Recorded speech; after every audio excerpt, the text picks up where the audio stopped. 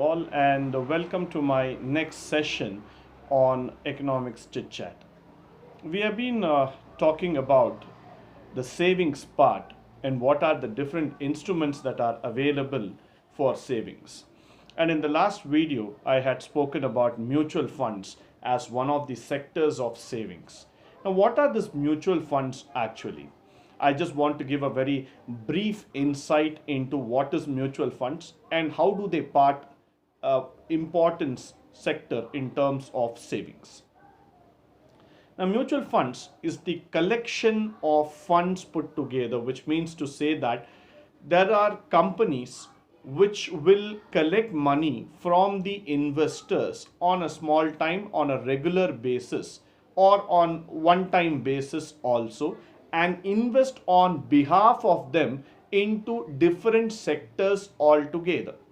Now, to give you a simple example, ICICI Prudential Fund or ICICI Large Cap Fund, there are many funds like this. The company will take money from the investor and they will invest on behalf of the investors into auto, pharma, chemical, defense, banking, agriculture, and various sectors altogether. So, what is the concept of mutual fund altogether? The concept of mutual fund is to mitigate the risk. Now, most of us know that we like to play in the share market, and there is a lot of procrastinations, thoughts, and there's a lot of luck factor that happens in the share market. So sometimes the investor gets worried, sir, if I put 10,000 rupees today in the market, will I be able to make it to 20,000? And unfortunately, if the market goes down, he loses the entire money. So he might lose out on his savings. So keeping that in mind, the mutual fund companies collect that 10,000 from the investor and they segregate it and put it into different sectors altogether.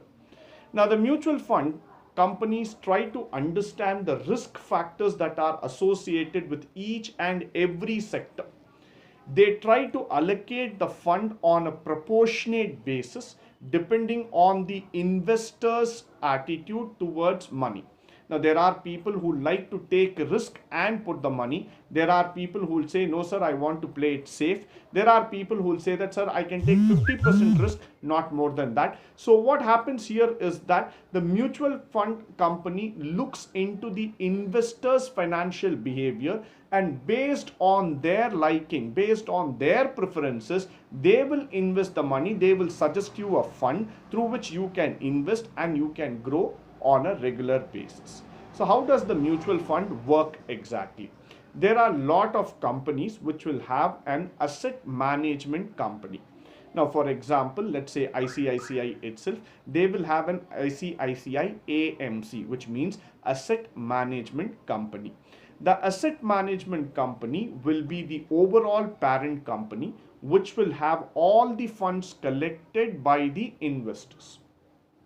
Now, the asset management company will form different types of mutual funds. Some might be on large cap, some might be on mid cap, some might be on small caps, some might be sector specific like IT, automobile, banking, pharma. Like this, the company will decide different types of mutual fund and they will start allocating the funds. So, what are these large cap, small cap, or mid cap companies? There are different types of companies that are available in our country which function in their own parameters.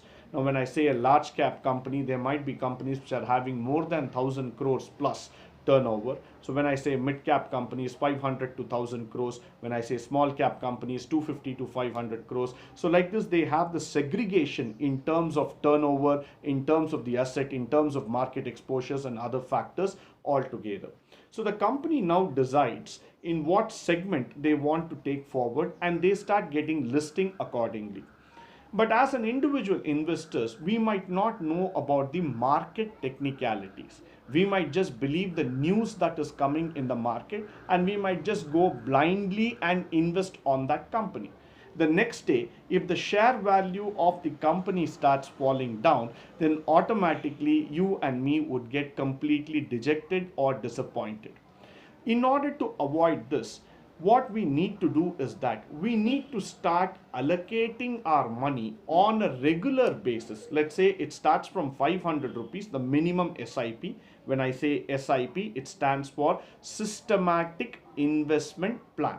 So you can regularly invest 500, 1000, 2000 or 3000, how much ever is possible for you in a regular mutual fund, in a good mutual fund, which will keep on adding up your wealth in the coming years. Now, how do we select this fund? You can go to mutual fund trackers which are available in Google, and you can see the ratings that are available for the mutual fund. Plus, you can also consult the asset management company, SEBI, and other factors, other financial institutions who will be able to give you the current stand of that particular mutual fund.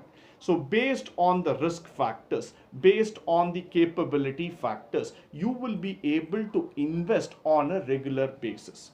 So how many years should I keep on investing like this? For 5 years, for 10, 15, 20? Now, this question can be answered based on the financial expectation that you have. Now, you want to take the mutual fund for longer years, the growth will also be for longer years.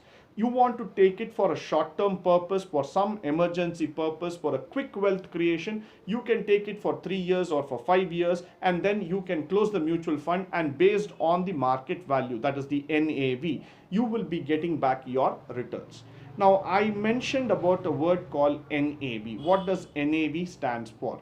NAV stands for net asset value, the value of the mutual fund. That is the unit value of the mutual fund that is available or that is prevailing on that day in the market. So for example, today, if you just check up the mutual fund market and you are going to track on ICICI Prudential AMC mutual fund, or you might look into Aditya Birla mutual fund, you might look into Sundaram mutual fund, they will be trading at a particular price. That unit value is called as NAV.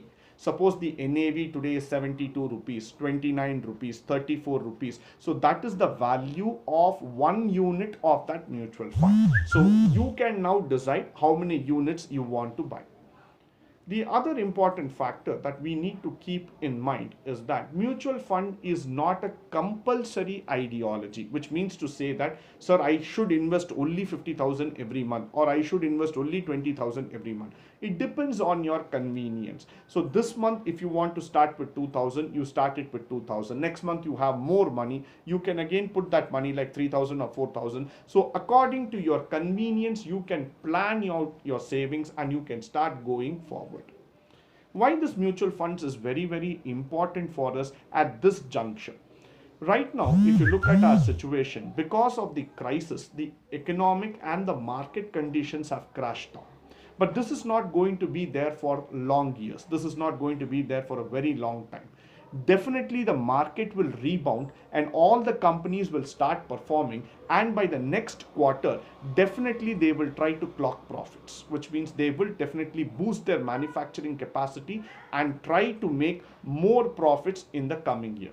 At that point of time, the value of the company, the share value of the companies will definitely start going up. So when you take this opportunity of investing on mutual fund, this will be the time for you where you get those units, where you get those mutual funds at a lower price because the market is down. So at this juncture, if you can put some money into the mutual fund market, by the next quarter or by next 6 months or 1 year, definitely these funds will start performing and your mutual fund value will go ahead. So without even your knowledge, without even your understanding, you will see that the value of wealth creation starts happening in your day-to-day life. And that's why, my dear friends, I just wanted to suggest you about the importance of investing in mutual funds. So please take a correct decision and then start investing on a mutual funds. Thank you for joining me today on this wonderful session. Hope you were able to learn something about mutual funds and savings. In the next video, we shall learn something more about financial services and the importance of it in the economy. Thank you very much. Have a great day.